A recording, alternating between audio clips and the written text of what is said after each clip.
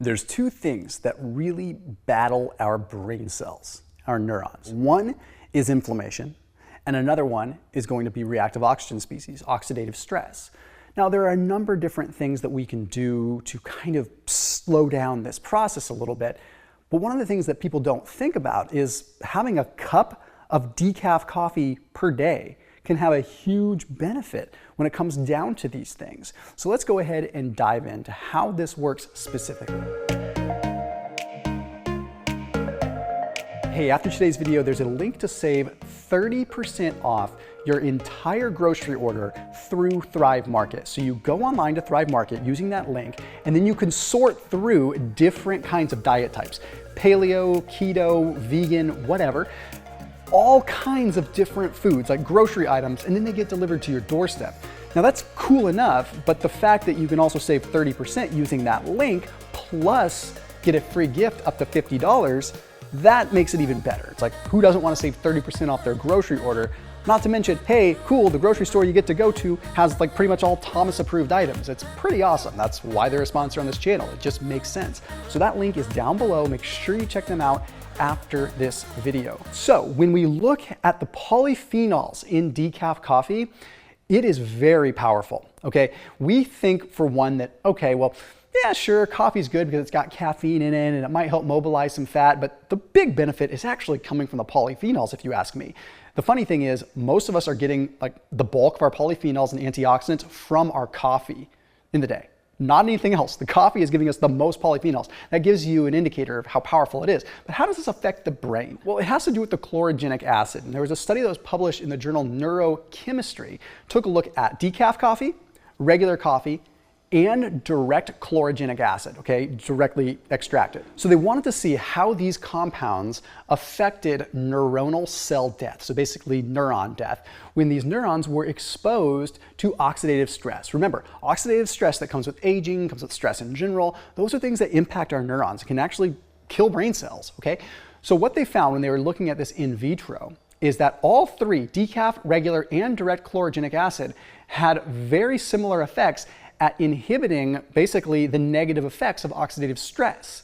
So basically they all protected, and decaf and caffeinated coffee protected the exact same. The caffeine made no difference. So you're still getting a huge benefit from a brain protective aspect from decaf. Now, I'm a mechanistic guy. I like to explain the mechanism. So what is potentially happening here? Chlorogenic acid has the ability to inhibit what are called anti-apoptotic proteins. Apoptosis is cell death, which sounds terrible, but cell death is a good thing when it is programmed properly. Our DNA, everything is coded in such a way. When a cell gets bombarded by so much oxidative stress, it actually programs the cell to just die, rather than our body having to deal with a dysfunctional cell that has become so oxidized. So it's actually a good thing. It's like, hey, cell, I hate to do this to you, but you're a problem now. You need to go. Okay, bye Felicia. So then with that, the cell's done.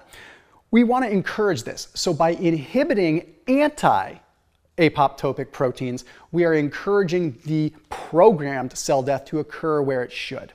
But then it blocks the cleavage of what's called capsase 3, which means that we also stop premature apoptosis. So sometimes when a neuron is exposed to heavy oxidative stress, it sort of like overreacts and self-destructs and it dies.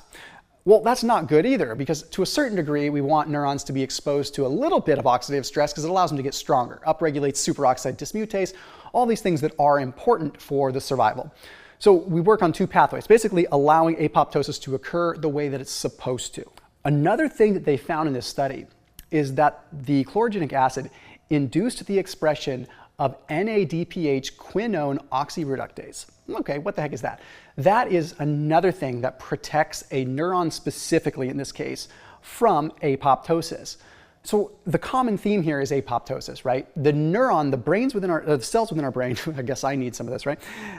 Is very important because our brain cells are protected. They're like a coveted type of nerve cell because they trigger everything in our life, right? So they're protected. We want to make sure that apoptosis is in line. Now, inflammation. If you've ever felt brain foggy, if you've ever felt like just kind of like Imagine having a cold, but minus the stuffy nose and sore throat. Your brain still feels like congested and weird, right? That's because you have a heightened immune response and inflammation, right? Well, there was a study that was published in the American Journal of Clinical Nutrition. Took a look at 730 subjects that were healthy and 662 diabetic subjects. That's not really that important for this particular study, but what they found is that when they monitored these people's diets for 4 years, they found those that consumed decaf coffee specifically had a 2.5% lower level of what's called E-selectin. E-selectin is like a recruiter. It recruits immune cells, leukocytes, to do their job. So if your immune system is the military and E-selectin is a recruiter, you have less recruiters getting people from the military, which sounds bad. We want people in the military to protect us, right? But we don't want to wage an all-out war on ourselves when not necessary. So by doing that, we noticed a 2.5% reduction in E-selectin and consequently a 7.9% lower level of C-reactive protein. So overall, just inflammation was almost 8% lower in those that had decaf coffee, specifically decaf. And the reason behind this is that caffeine may trigger some inflammation in some people, skewing this data. Because if you have anxiety, if you have this like jitteriness and nervousness and increase in adrenaline, that can increase overall inflammation, as well as being dehydrated from too much caffeine and not enough hydration can lead to inflammatory states. So the bottom line is that a cup of decaf packs a powerful punch. It may not taste amazing without a bunch of creamer and junk in it, but straight up overall decaf has some powerful effects, especially in the brain. I'll see you tomorrow at Outback Steakhouse. Just like start naming different restaurants. Next one will be Olive Garden.